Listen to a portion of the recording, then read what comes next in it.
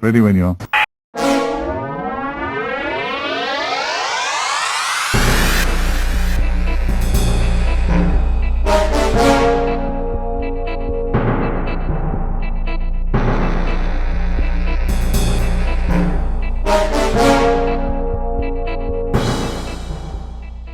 Traitors, laminators, tissue compression eliminators. All on this week's masterful instalment of I'll Explain Later, the Doctor Who podcast that's 100% here for the running commentary. With your hosts John West and Matt Needer. On tonight's programme, Sir Lenny Henry's here, but there's no comic relief in sight, just Bradley Walsh doing the hot shoe shuffle. Meanwhile, the 13th Doctor's draining the water slides. Well, when you've got to go, you've got to go. We keep clicking agree and watch Spyfall.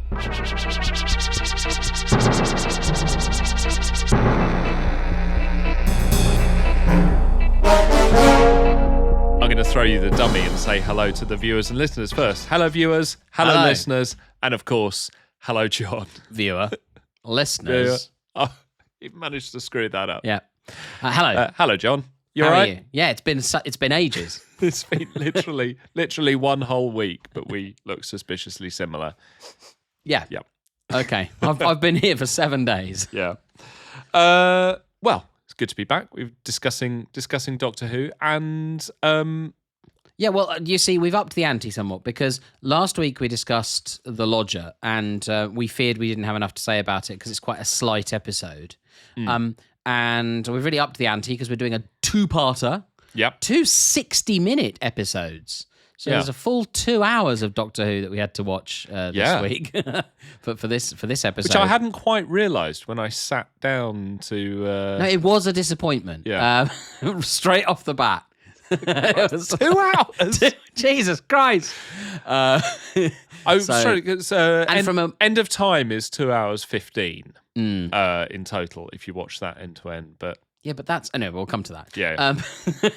But yeah. What are we looking at? What are we looking at? We are looking at Spyfall Part 1 and the follow-up Spyfall Part 2. Parts 1 and 2. Yes. And 2. The inaugural two-parter for Jodie Whittaker's second season, Doctor Who. And this is only the second time that we've talked about the Jodie Whittaker, Chris Chibnall era Chibbers.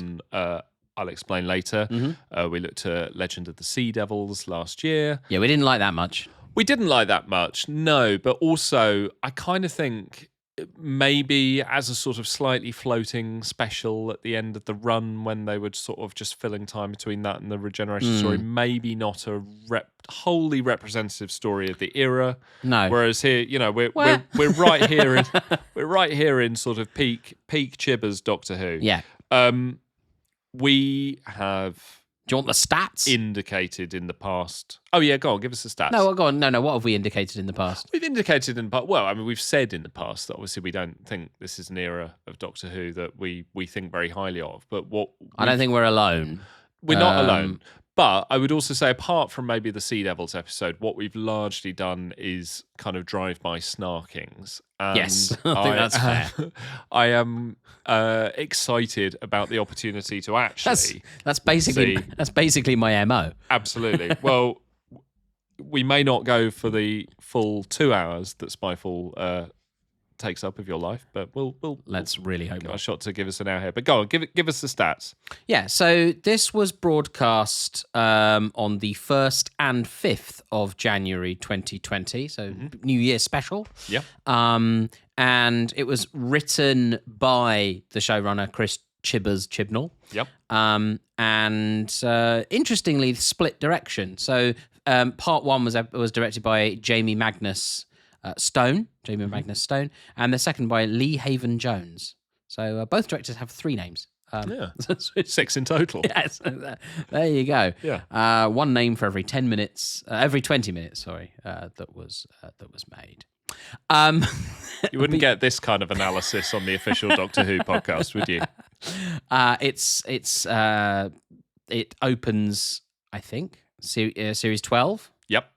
And obviously, it being series 12, we've got the fam, the TARDIS fam. Yep. So we've got Jodie Whittaker as the Doctor, Bradley Walsh as Graham, Tosin Cole as Ryan, and Mandip Gill as Yasmin. So that's the iconic TARDIS team. The only thing that makes me clench more than hearing Jodie Whittaker say the word fam to describe the TARDIS team is hearing you use the word fam well to indeed. describe the TARDIS team. But go on. yes. What happens in Spyfall? Well, so spies, international spies, are being killed at a rate of knots globally. And MI6 decide to call in the Doctor and the fam to explore why it is that these spies are being felled across the world. Never entirely made clear why they are being felled, but I suppose they're getting too close to the truth. Who knows? Yeah. But anyway, it turns out that, and they try to investigate.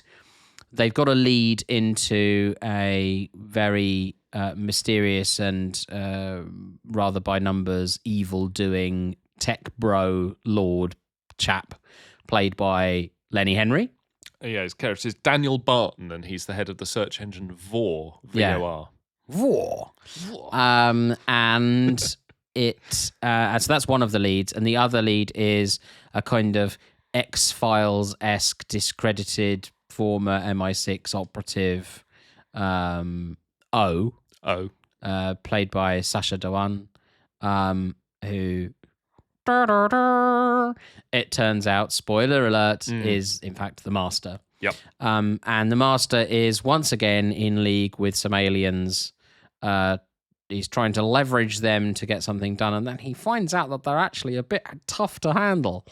Which he's often finding himself in that particular scrape, isn't he?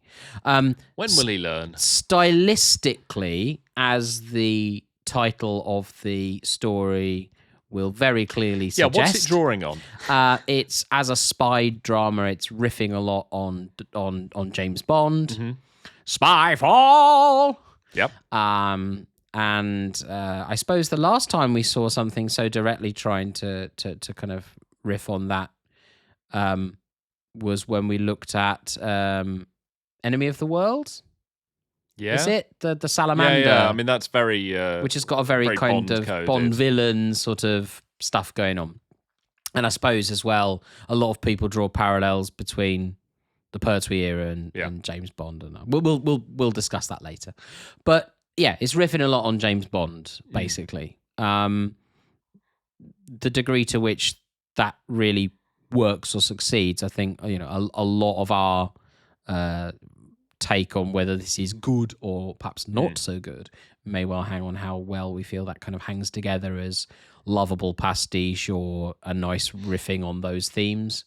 But that's what it's trying to do. Yeah. And in episode 2, the nature of the aliens that the Master is sort of clubbed together with mean that there's a bit of a knockabout romp through time, where the Doctor meets some people in the 19th century and during the Second World War. Yeah.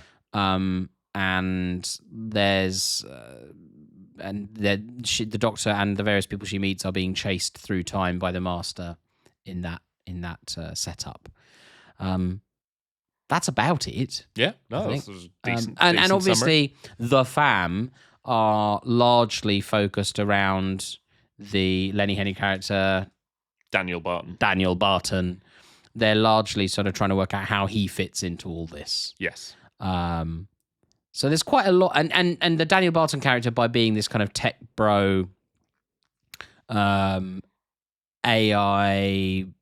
facial recognition. There's a suggestion that there's kind of misinformation, disinformation that he's responsible for and that kind of thing, and his own nefarious plans and what have you. It's not a particularly, it's a very certain allegory. It's not trying to hide what it's trying to represent. No, it's pretty much on the nose. So yeah, the fam are kind of largely doing that while the Doctor is sort of locked in a battle of wills with the Master. Across multiple time zones. Yeah. Yep.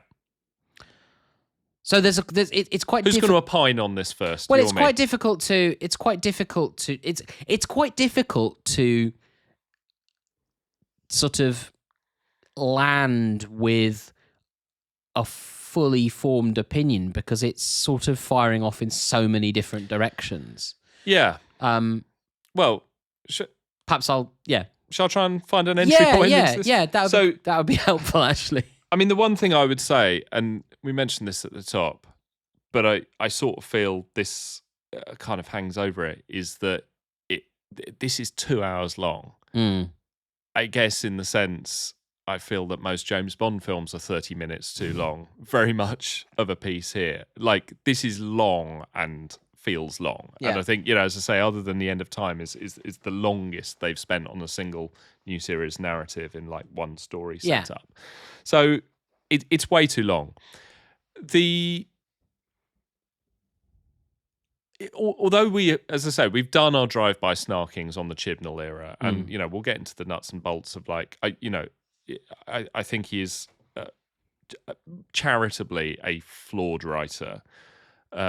I think he is a very good producer of Doctor Who, and I do feel that like. Perhaps you could just very briefly define what you mean by that.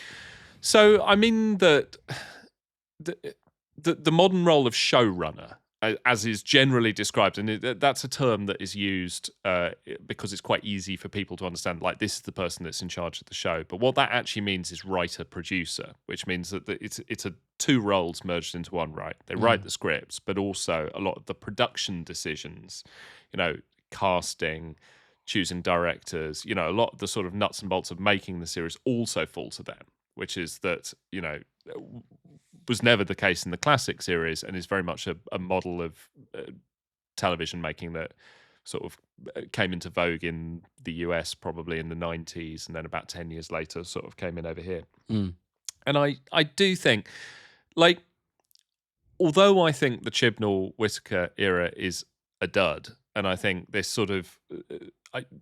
spoiler alert, I don't think this is very good. And the reason why I think it's not very good is sort of redolent of my issues with the era as a whole. I would also say that as a producer, in terms of sort of a lot of the nuts and bolts of this, he took a lot of risks, I think, that did in a lot of cases pay off. Now, obviously, most notably, the most radical thing he did was cast the first sort of full-time female lead in the role, which we'll talk about the specifics of Jodie Whittaker and her performance. Separating it aside, that was long overdue, I think.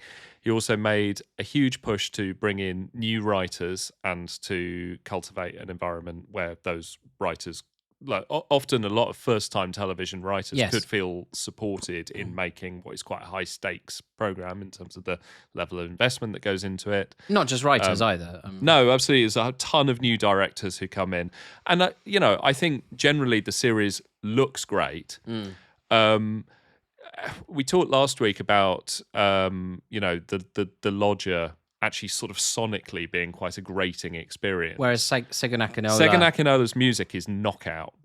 Does not get enough credit for the work he did during the Whittaker run, I think. He's so good. I mean, I think he's so much of a better composer, for my taste anyway. His music is so much better than Murray Gold's. Well, he is able to land eerie. Yes. Which is fundamental to the DNA of Doctor Who. Absolutely. And Murray Gold cannot do it. Yes, I would agree with that. Or he does occasionally, but Murray he does it rarely. Throws a few kind of... Murray Gold's good at brassy. Yeah, he's good at uplifting and major moment, but eerie, spooky, unsettling are not in his typical wheelhouse. No. Whereas I feel Segun Akinola lives there permanently. Absolutely. And that's a good place to start if you're going to be a Doctor Who. The music is great. Yeah, like I say, the eeriness of it is great. And, I think his version of the theme tune is my favourite of the modern era. Yeah. I also really like the title sequence as well. It's beautiful. Really to be honest, the aesthetics of the era, it looks it's great. All beautiful. The direction is almost to a fault really, really good. To a fault. And I would say just generally talking about Chibnall's skills as a producer, I mean, pulling off something like Flux, which is a big scale production that looks great. The more you build this up, lockdown social distancing the conditions. bigger the runny dump you're going to take on this, it feels like. Well, the problem always comes down to the words on the page. Yeah, it's editorial. And right? it really is. It's like television is a collaborative medium, right? And I always feel that, to look at television just in terms of analysing a script, I think, does a disservice to the fact that there are a lot of other things that can either, elevate a good script or sometimes, sink it as well, like great ideas sunk in the execution. And I do think that production really is firing on all cylinders in this era, and there's frequently really good design, really good effects, really good music. Like often, a lot of the casting, certainly casting of guest turns, is often really good in this era as well. I think particularly in Flux, where I would say like it's actually the guest cast that really kind of carry that. There's some really good sort of guest cast in Flux. But it really does fall down to like the words on the page, which are really like it's just leaden prose. And I started writing some of it down. So it's like, what are you exactly except for reluctant to talk? Which is like barely grammatical. It was like, or the bit where the monster in the tank in the thing starts laughing, and Graham then gets a line and says, "I think he's laughing at you, Doc," which isn't a joke. And it's it undercuts something that's actually worked quite well. Yeah, because the smug alien terrifying in its box reminded me a lot of Children of the Earth. The 4, 5, 6 or whatever. Torchwood, yeah. In Torchwood, that kind of creepy. It's in the box, but it's more powerful than you. And actually a good bit of writing from Beyond. Beyond what? Beyond your understanding. Yeah. And then kind of chuckles at its smugness. That's really unsettling. And then you get that bloody Graham line. He's laughing at you, Doc. And it absolutely undercuts everything that you've just managed to succeed with. You, Barton, and a race you barely know. That's an uneasy alliance. It's like these are just terrible sentences. But also like there's a bit where Sacha Dhawan, when he's being in the Australian outback, he gets a line, "Alien spies all over the world." Yeah, it's just, and even he can't, and he's brilliantly cast. He's great. He's fantastic in both roles. Oh yeah, he does the shift. Yeah, and the way he manages to turn on a sixpence to go from one to the other, is spellbinding. Although, again, watching it back, you would hope to see some sort of breadcrumbs. Yeah.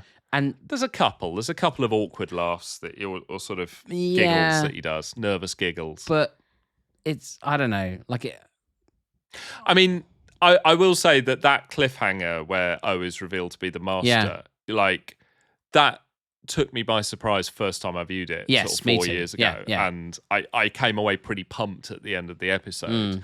When you know that it's coming now and you're waiting for it, you feel like there's a lot of treading water. Yeah, you're right. Point. I mean, it's holding it to too high a standard too. But I would say that it's like, and there are some, and I think the regular cast are a bit of a mixed bag in this era. Really? Like,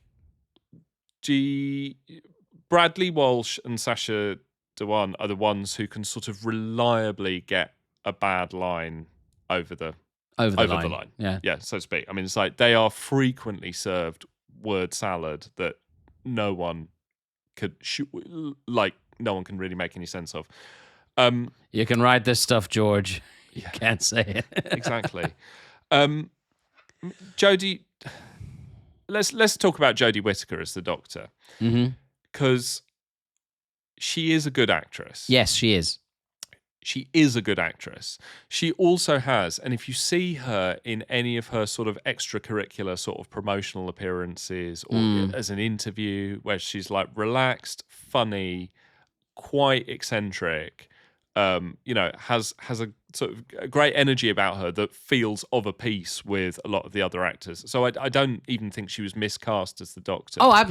I absolutely don't think she was miscast. I think she was an inspired choice. I think she's great. I think it comes down to the writing, and the writing pushes her into this. And I've talked about on the podcast before her sort of Horrocksing around, like it's like somewhere between Jane Horrocks and Sue Pollard, doing a very heightened comic turn. We talked about it with the Lodger last week, where they start writing in the Lodger. They start writing to the more eccentric end of Matt Smith's performance, and a lot of the writing for Jodie Whittaker seems to exist on the same plane, where it's sort of like, am I doing that? Yes, I suppose I am. And it's just this kind of constant babble at herself. Now, what I will say, to be charitable to Chibnall, is that what he's aiming for, and this is not ignoble, what he's aiming for is that she covers her deep-seated personal reluctance to give any of herself away behind a lot of bluster and niceness and comic sort of flourishes and whatever. And that, to a certain degree of success, is finally directly addressed at the end of episode 2. And I think that's the strongest element of it.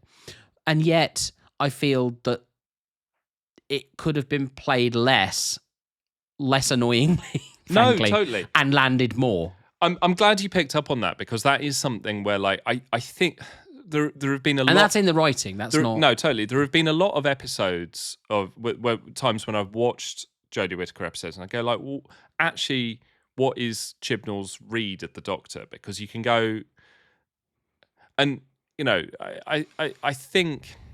It's not an original criticism of his work at all, but I think it's like, I don't think overall he's particularly interested in having a view of what his version of Doctor Who does. It exists to be Doctor Who. And I think, particularly in this series, that it becomes so sort of bogged down in its own mythology, because those are sort of the only wheels he sort of is comfortable spinning at this point is like Doctor Who doing Doctor Who-y type stuff, which is a shame, because in the first Whittaker series there's quite a lot of quite radical experiments with what Doctor Who can and can't do, some of which I think are highly successful. But I think you're right that I think if there is a read on who this Doctor is, it is absolutely someone who has a sort of bluster in order to avoid giving too much of herself away. But the point is, and like so many things in this story, promising elements, interesting locations, interesting historical figures to bring in. Ada Lovelace. We've never had an Ada Lovelace episode of Doctor Who before. That's interesting, being at the birth of the computer. But blink and you miss it, because as soon as you get Ada Lovelace, it's like, no, let's move on. Yeah, it's not about her anymore. But that's anymore. the thing. There's a bunch of... It just throws... A Spyfall basically throws a load of shit at the screen and hopes that some of it will stick. Well, absolutely. And there's a lot of stuff like that whole element with, the Doctor not wanting to give too much away, which really only plays out at the end of the episode. But it's just sort of there. It's not integrated with anything else. No, and it doesn't Ditto all of the various settings that they go through. Ditto the... potentially quite promising theme that it has about data privacy and how we give, and there's that line which O has, or the Master has, when he's pretending to be O, and he talks about, how he critiques outsourcing. Absolutely, yeah. Which is the government ends up outsourcing loads of stuff to private companies who then end up having a map of everything, and it's like, okay. I'm reading, I just read... it's quite Dan Brown, isn't it, in the chunk of Wikipedia that makes it into the script? It is a bit. But I've just come off the back of reading Sam Friedman's book, Failed State, which, admittedly this was like 2020, but like 4 years and change later, Sam Friedman's written like a whole chapter about outsourcing and how dangerous it is for the reduction of state capacity, and how we give too much of our how we rely too much on these private companies to do things that are fundamental to the security, safety, health, etc., of our people. And it's quite interesting to hear that, but it does feel like a kind of a paragraph pulled from a different thing. It's an interesting, but that's an interesting idea for a Doctor Who story in itself. That it's like we willingly gave away the keys to like a hostile alien force or something. It's like, but it's a bit like Chris. It's a bit like Chris Tarrant, who wants to be a millionaire. It's like, here's a check for 30, but we don't want to give you that. No. We want to give you something else, and it just keeps dangling this. The one idea after the other just keeps flying by. I feel very sorry. Nothing is integrated into the story, which is the point. And it's like, and as like just to round off what you're saying about Jodie Whittaker, it's like I feel she struggles to land the material because I think what she's given is just like a load of disconnected babble that doesn't work, and unfortunately, also it plays to one of the worst aspects of Chibnall's writing, I think, is the way that he'll have these sort of manic action set pieces that take you through a bunch of places, but don't really do much more that get you from A to B. But then all of the story detail happens through long exposition scenes. Yeah. I mean, really long. So all of the stuff of when the Doctor's talking to Charles Babbage and Ada Lovelace, and she basically has an extended monologue where she works out the plan. But nothing happens. It's just a lot of chat. That really frustrated me because I agree completely. But also, like, there's Charles Babbage and Ada Lovelace, and yet the Doctor basically delivers a monologue to explain what's going on. It's not even that the exposition is delivered through interesting character interaction. It's just they're dumped there. She says some stuff. But it's all monologue. Babbage drinks some brandy, and that's about it. But it's all monologue, and then the Master spends ages. It's a bit rich coming from us, but the Master, which we're not. I don't know. The Master gets really long expository monologues. The Daniel Barton scene where towards the end where he's about to activate the plan in order to get the Kasabin, this alien race, to finally take over. He gets an extremely long monologue at the top of that, which Kasabin does feel like it's just been plucked from the random alien name generator, doesn't it? 100%, yeah. And then when the Doctor goes into the Master's TARDIS later, and she gets a long monologue in there, and then the Gallifrey thing is revealed through another long monologue, and it's like this is obviously building us towards the timeless child storyline, which at the end of the series kind of fundamentally like rewrites the mythos of Doctor Who, which obviously pissed off a lot of fans. I'm neither here nor there on it really as an idea. My main issue of it is that, again, all of that information is delivered through an incredibly long monologue that the Master gives. Yeah, it's just info dump after info dump after info dump in very long static scenes, and then a bunch of other scenes that don't tie to those scenes at all. It's probably best that we address the timeless child from a conceptual point of view when we get to those episodes. No, because that's not part of the mechanic. I mean, it's teed up, but it's teed up with the shock revelation that Gallifrey's been destroyed again. Yeah, it's like I feel twice as careless. Poor like John McClane in Die Hard 2, Die Hard. How can the same shit happen to the same guy twice? Poor old John McClane. But yeah, it's just it's. I mean.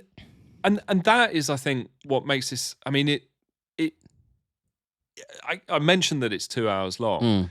Parts of this are incredibly boring. Yes, because let's start with Stephen Fry, because like Stephen Fry is, and I mean, like, but for the fact that this is television, and therefore I can see that they literally recorded him, I would really believe he'd phoned this in. I mean, this is Stephen Fry. It's not even clear they'd found wardrobe for him. It's just turned up doing his Stephen Fry bit as the head of MI6, and it's at least in the Austin Powers films they call the character Basil Exposition.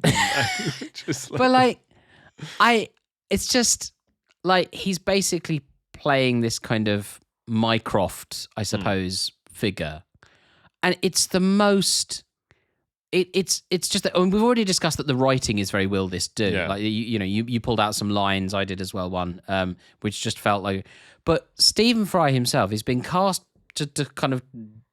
It's so will this do. It's and he's a big name. It's meant to be something. I mean, I think actually Stephen Fry and Lenny Henry in this as well. Well, Stephen Fry. I think the secret, the thing which we probably shouldn't talk about is that Stephen Fry is quite a limited performer, but that's a thing. Well, and not much of an intellectual either. We touched on a very separate issue. Wow. I mean, we touched on turn. I mean, that's a turn rather than a performance, which is what Lenny Henry's here to give. But let's talk about Lenny Henry. Because Lenny Henry is here to deliver a performance. He's given a character to play, not a particularly.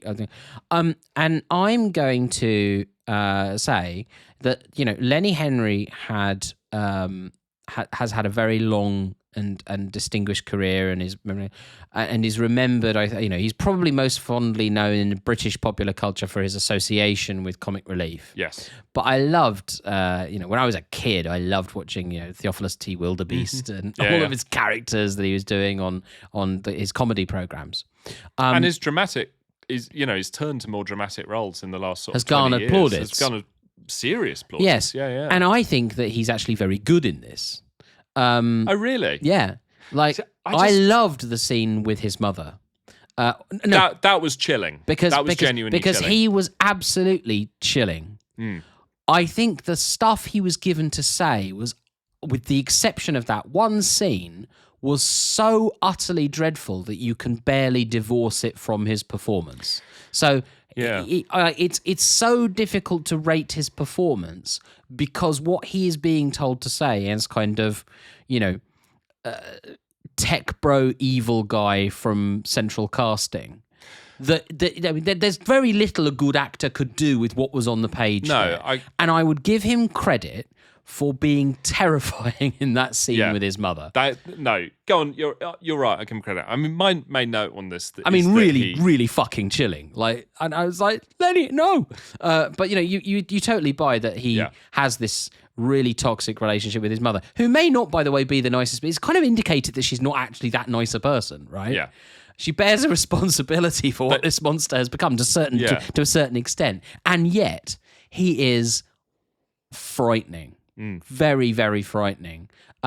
So given that I think his performance in that moment is so good, I went back in my sort of mental file of it, and I realised that much as with Jodie Whittaker, I'm unable to rate the performance because the writing is so poor. Yeah. Like, it's, you can't polish a turd. No, I mean, I think you're right. My note was that he feels quite underpowered in this, but I think that probably is the page. But the role has no reason to exist. I mean, he doesn't serve any function in the plot, really. Well, but it's also like when you think of the archetypes that he's there to do. So, I mean, if he's there to be the tech bro guy, like, part of the point of how those people have been able to sort of, like, a lot of those guys have a certain charisma that builds a cult of personality around them. Whether or not you find sort of Musk awkward and weird or inspiring, plenty of people do. And I think there is a sort of, they're able to amass that power by offering people a future that people want to buy into. I mean, Jack Dorsey is pretty sort of strange guy, but and obviously in a very different tilt. But I mean, he absolutely doesn't feel like he's drawing from any particular sort of Silicon Valley tech archetype. So that feels misjudged. But at the same time, what's the other archetype that he could be playing here, which is the Bond villain, which is like, he's not doing that either. And I sort of feel that, like, had you seen Lenny Henry doing either of those roles, he could have really excelled in it as, like, either the sort of chummy guy who turns out to be terrifying cult leader tech bro type, he'd have been great at that. If he'd been doing a full sort of OTT Bond villain turn, that would have been great fun as well. It's like these are all things Yeah, that but I when would I have think liked to about, have seen. but I just don't. I don't know who Barton is meant to be. I know who he's meant to represent. But I'm not it's like- blaming. I'm just saying I'm not blaming Lenny No, Henry. I think you're right. because I don't think the character is positioned. The other thing, He's proved his acting chops elsewhere with much better scripts than that for us to yeah, and what I would assume say that this is probably the what I would material. say is that I think that the fault in the characterization lies not in the performance but on the page. Fair. So I would Co-signed. and like I say, for me there were two high points in Spyfall. The first was the scene, well, and it's literally, I say scene, it's like 10 seconds, 15 seconds of the alien initially being trapped in the box and being extremely smug and condescending and chilling, like, I have so much power that I don't even care that I'm in this box. And then, of course, it's, as you said, quite rightly, completely undercut by a stupid comedy line given to Graham, when I just had bought into the kind of the tension of that. And the scene between Lenny Henry, the character Barton and his mother, which is just terrifying. So I credit him with, he delivered that good bit brilliantly, and I just think that the characterization doesn't really work. The other thing is, and we're going to touch on the accidentally dubious politics stuff. Do you know what? You say accidentally dubious. I'm going to go out and call it. And this ultimately... Well, I mean, okay. What's often... But just let me finish. Go on. What we're going to go on to the kind of dubious politics, accidental or not, to discuss aspects of this. I'm calling it the most reprehensible plot beat in any Doctor Who story ever. I think I know... Yeah. I would agree. Hang on, just check we're talking about the same one here. The laser shoes, right?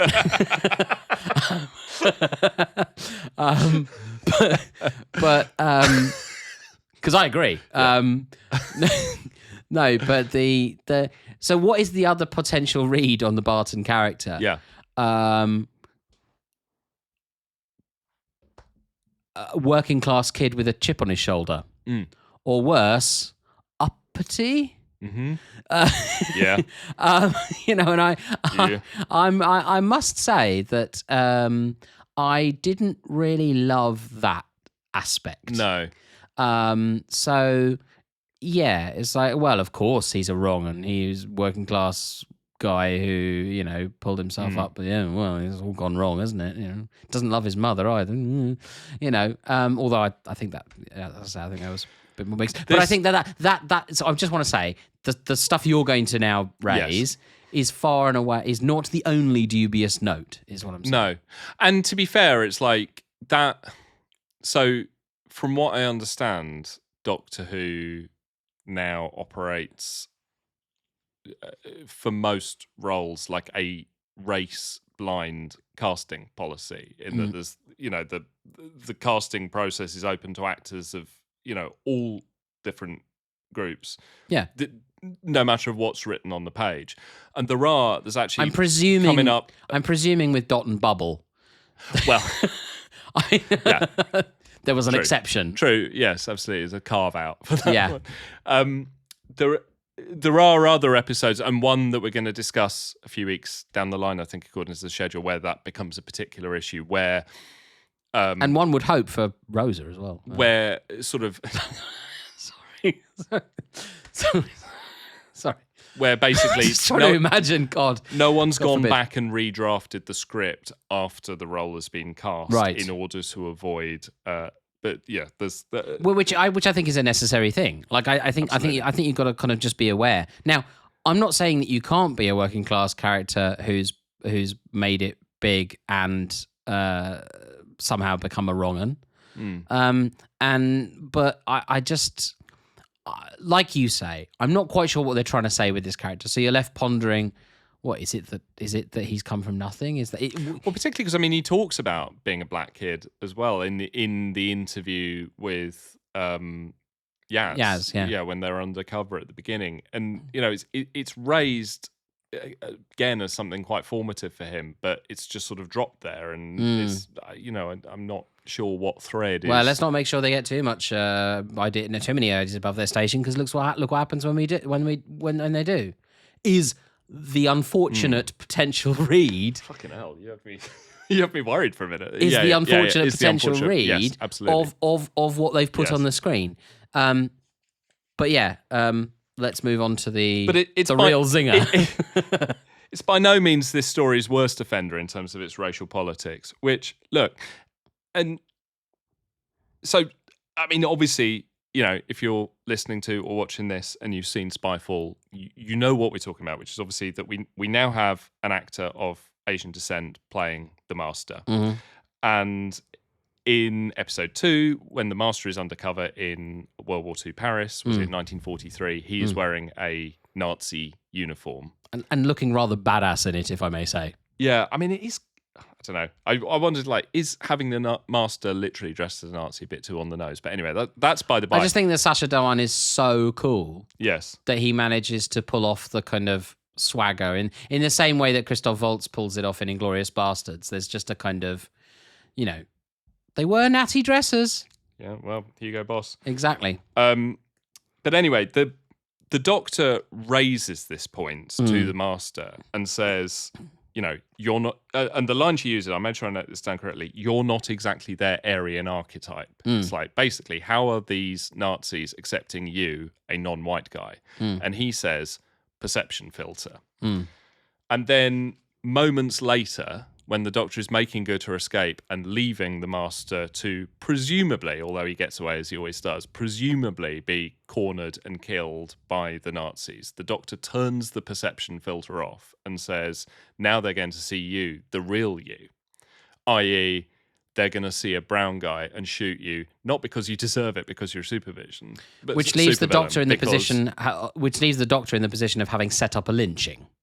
100%. Yeah. I mean, it is literally the most reprehensible plot beat that has ever occurred in Doctor Who, because the Doctor willingly exploits the racism of the Nazis to murder an adversary, or at least attempt to murder an adversary, who she has pointed out and acknowledged is brown, and therefore they're going to come down particularly hard on him. I mean, and my mind boggles, because the other thing is, the thing is as well, it's not like the Barton stuff where it's a read. Now someone will say, "Oh, come on, John, you're over." No, it's there. It's there in the bloody right script. there in the text. She points out you're not exactly their Aryan archetype, and then turns his perception filter off so that they can see that he's a brown guy. And it's like, holy fucking shit. I mean, I'm astonished that a man, and he's talked to me. I'm fairly convinced by Chris Chibnall's personal liberal bona fides. Completely. That idea would come out of his mind and be tapped into the laptop. That then it went through a script editing process, notes from the channel, exec notes, a table read, and nobody at any point said, this bit where the Doctor incites a racist murder, is that 100% what we are looking to do? And that, I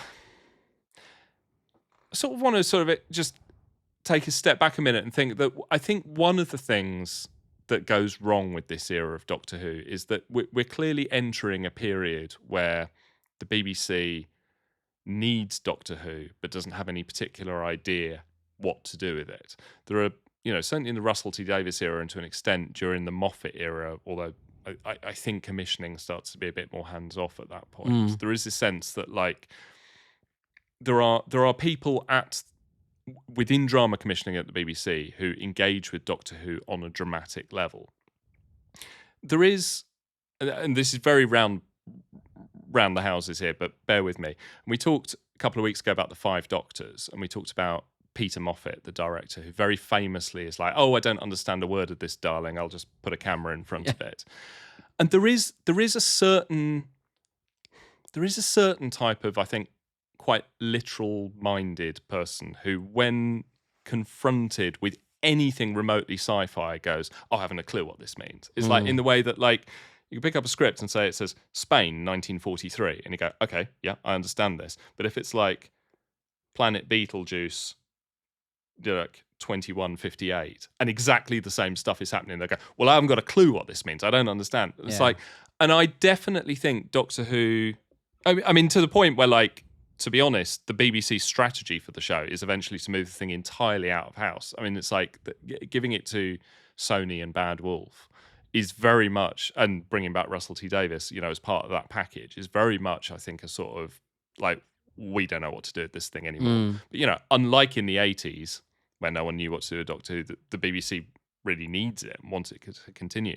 But it's like, who was signing this off? Who, and I say that, it's like, I'm often agog in the Chibnall era that no one ever says, this sentence here is not actually grammatically a full sentence and doesn't make any sense at all. And what is this line? And do we need all this exposition?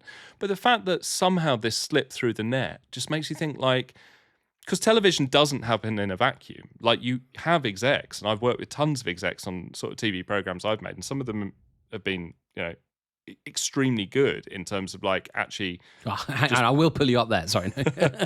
Some of them have been extremely good on sort of picking you up on the detail. Oh, I like see. What it is. Oh, you mean the execs, not the actually program? Sort of Yeah, sorry. Yeah. TV does not fall out of Chris Chibnall's head and land on BBC One. It doesn't for Russell T Davies either. I know a lot of fans sort of feel like, why is no one reining Russell T Davies in or something like that? It's like, no, there is serious numbers of checks and balances in TV. Oh, can you imagine the Disney notes? I mean, God.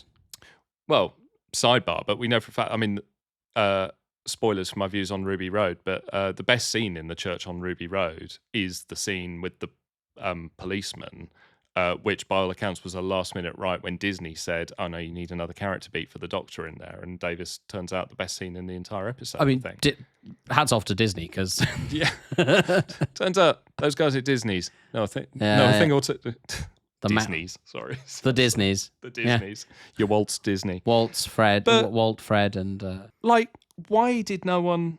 I mean, genuinely, it's astonishing. And it's like... the Doctor has the Master lynched. Yeah. It's not clear to me that that couldn't have been stopped. And that's not a subtext. That's the read. She brings race into it. Yes. She's the one who brings that up. Yeah. It's absolutely nuts. And I think it's like... But I think it's probably... I'll tell you what it... That for me... I'll tell you how it happens. Yeah. I'll tell you how it happens. It happens, and it could really only happen, where every single person, every check and balance is so assured of their own personal liberal bona fides, right, that they just don't see it.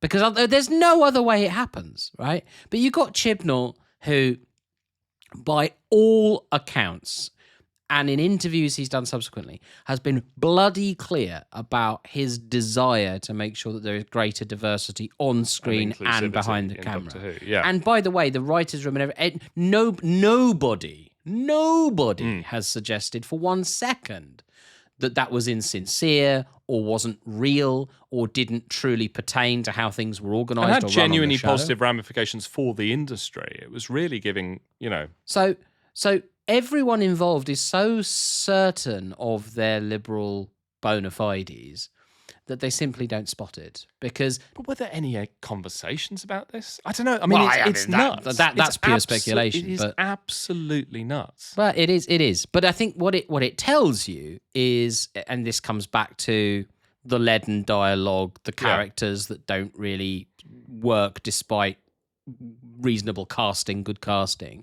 It comes back to what is on the page. Right? Yeah. It's just that there is a singular editorial failure in this era of the show. And it's the plots writing that don't make sense, characterization that doesn't land, and dialogue that is leaden or daft or stupid, and just a collection of ideas that are thrown at the screen in the hope that some of them will stick. This doesn't cohere into anything. No. I do want to talk a little bit more about the companions. Go on. Because I really like Graham.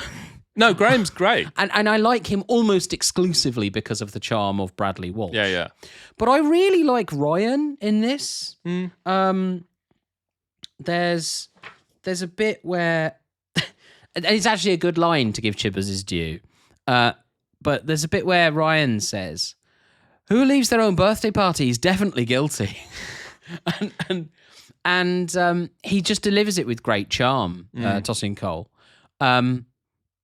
Mandip Gill and her longing for that closer connection with the Doctor.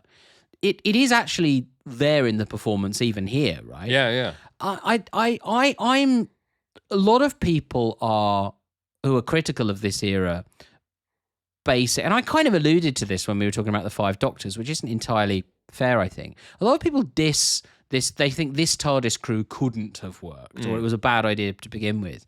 I don't really buy that, because the casting is so good, and the affection that they clearly had for each other comes off on the screen. It just comes back to the writing. Yeah. They don't have any reason to be there, and there are too many of them with too little to do. Yeah. No, I mean, I basically agree. It comes down to the words on the page, and my journey with this was that I thought that it was a 2 out of 10 script that I briefly considered elevating to a 4 out of 10 for some good production decisions and execution.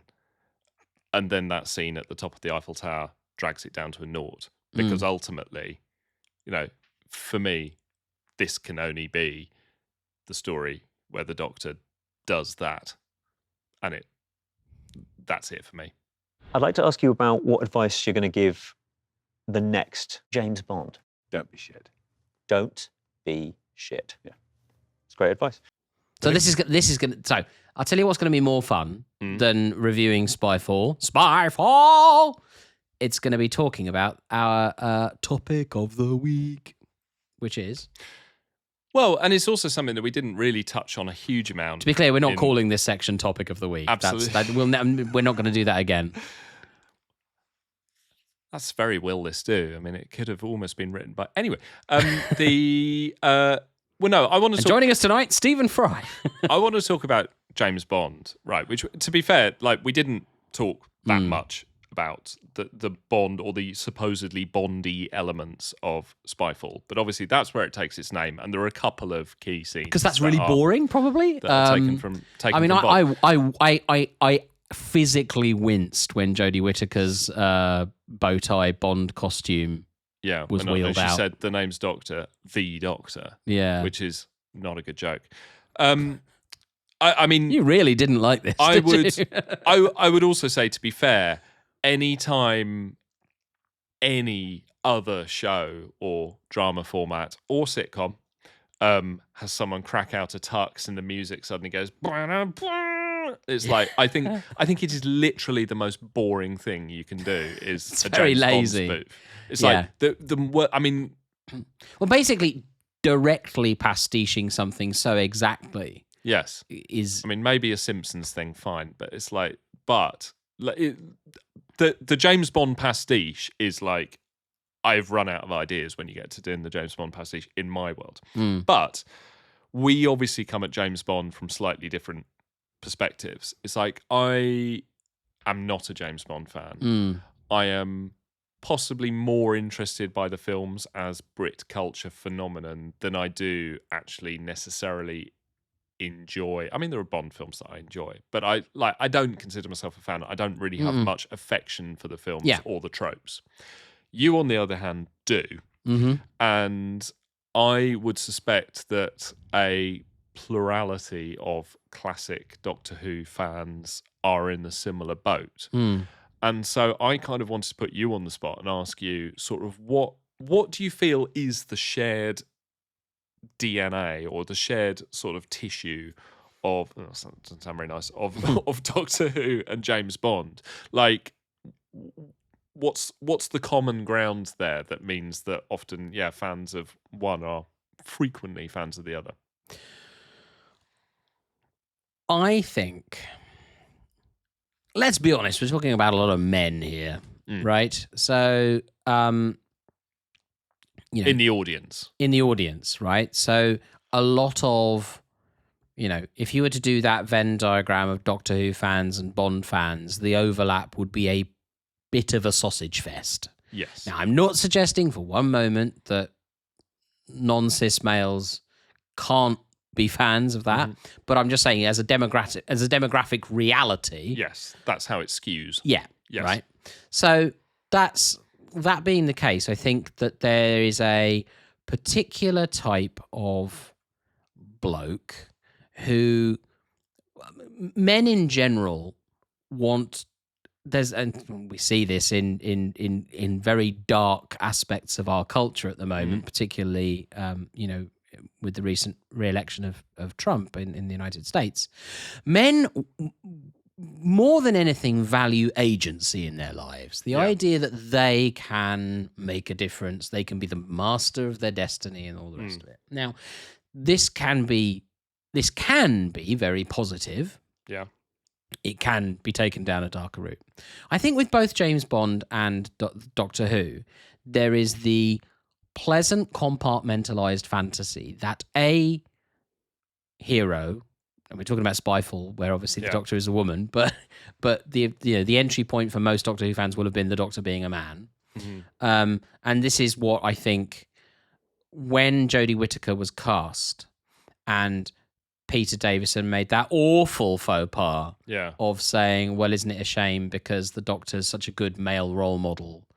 And I don't even think he was really saying that the Doctor shouldn't be a woman. He was just sort of bemoaning them clumsily, stupidly, and wrongly. He was probably thinking out loud. He was thinking out loud because I don't think the man's a monster, right? No. But he was sort of saying, well, but isn't it nice that there's a male role model who does have agency and who does kind of do things, but isn't sort of just a gun-toting freak? Now you're gonna how does that connect to James Bond? He is a gun-toting freak. But what I will say is that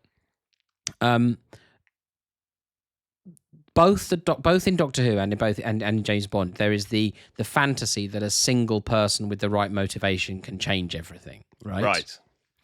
And yes, James Bond does go around shooting people, but with James Bond, you suspend your disbelief that you've entered a world in which the end justifies the means. Right. And that isn't connective tissue with Doctor Who, because Doctor Who is something you do. But if you do suspend your disbelief to that, then the people he's killing save hundreds of thousands of other lives, right? So, you kill off Stromberg and you stop nuclear Armageddon from happening, right?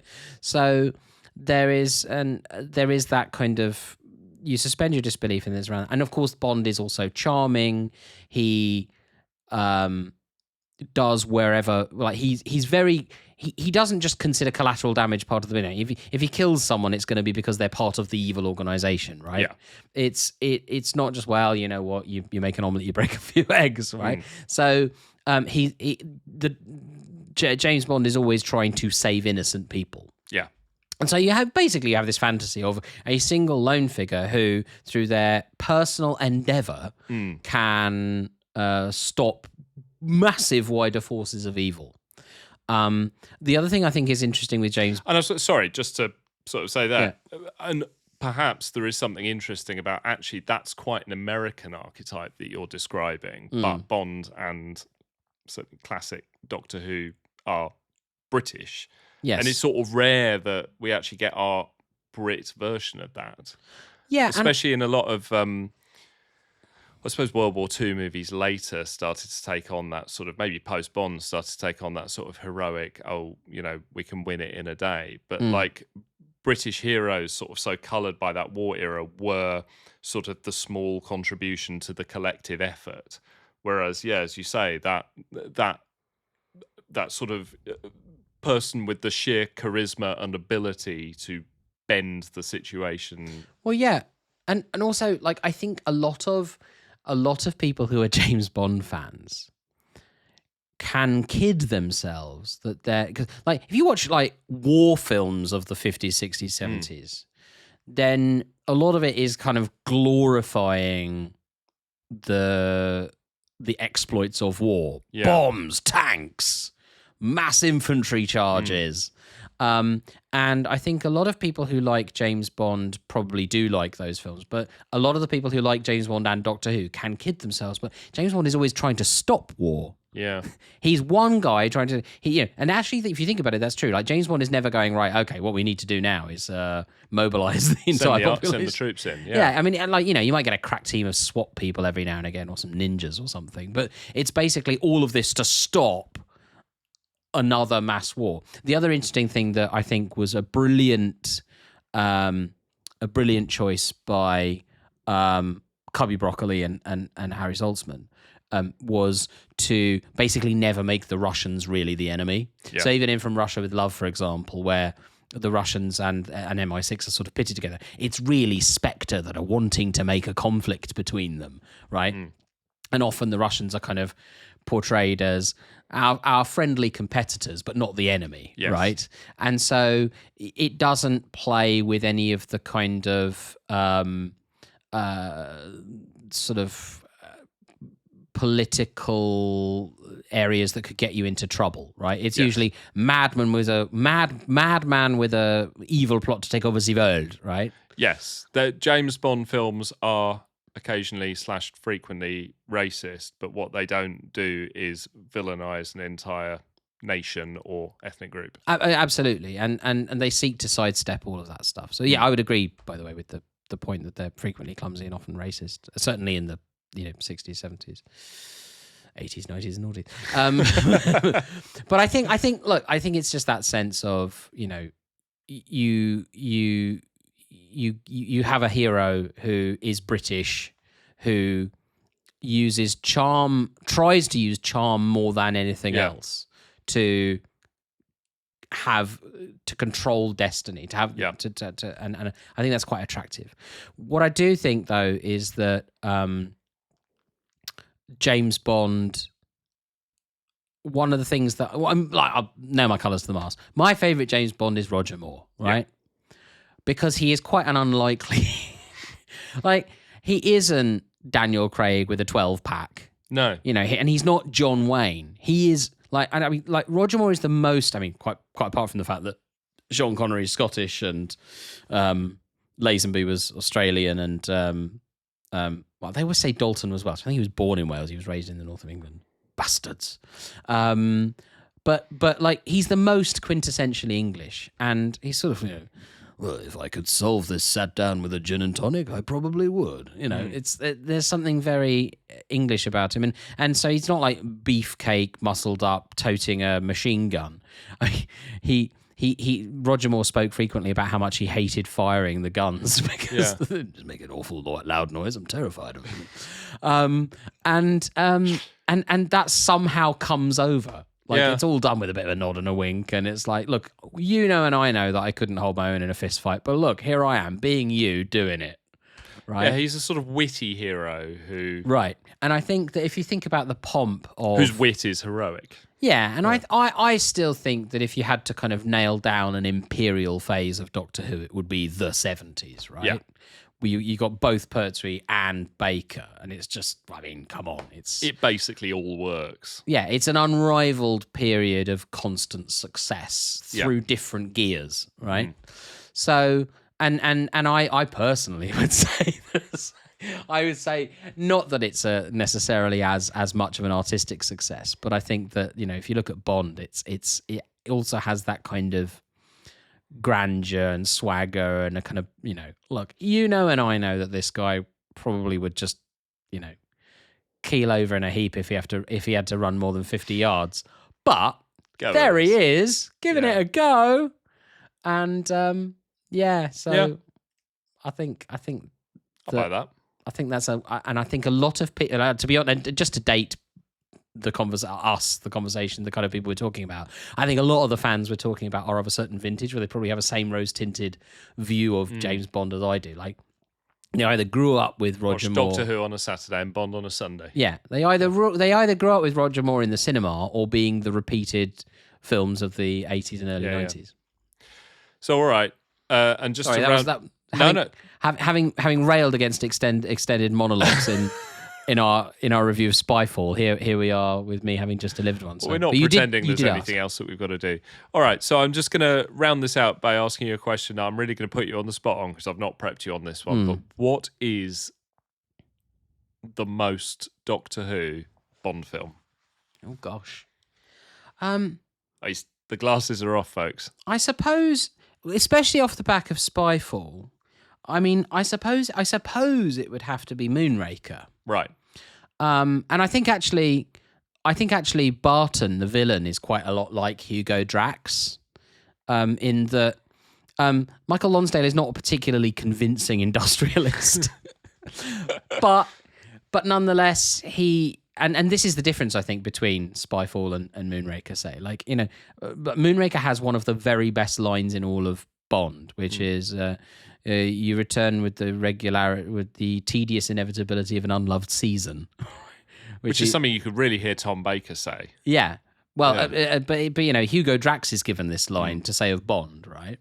And I feel that if, so Lenny Henry had been cast as this kind of tech bro, but as you say, he's not really cast as a tech bro. He's not written as a tech bro. He's not a Silicon Valley weirdo. He's not like a hippie gone wrong like Dorsey.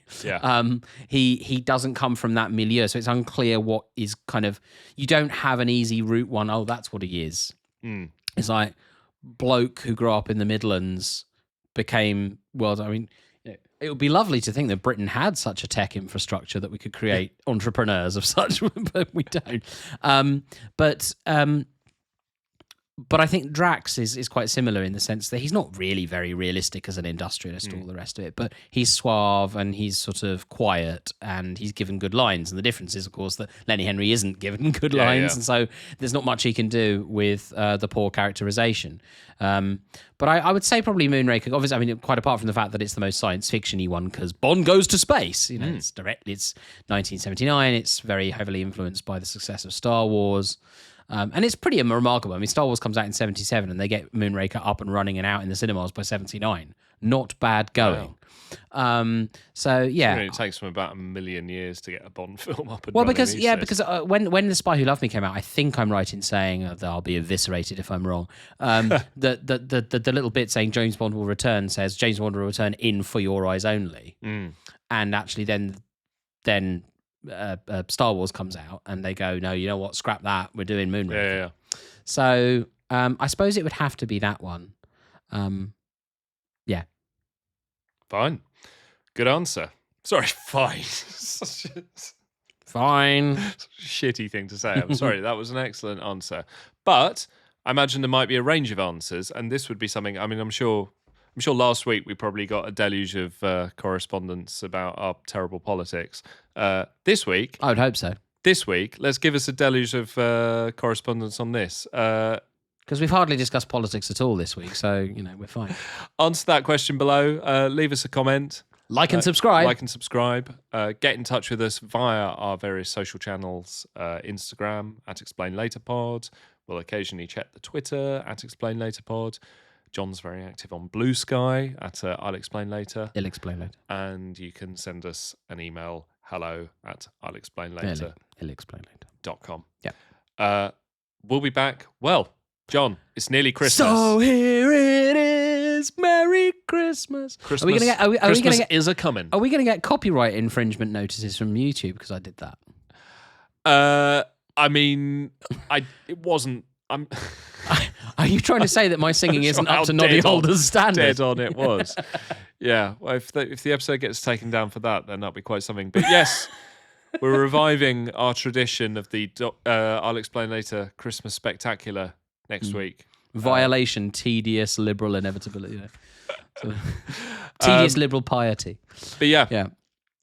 We haven't really planned yet what that Christmas Spectacular is going to be involved. Well, we do know that we're going to be reviewing... But we will be watching Last Christmas, Peter Capaldi's first festive outing. So join us next week. Bring a mince pie. Yeah. Bring some mulled wine. Yeah. Or drop of port. And we'll see you for a Christmas shindig. Till then. Have a good week.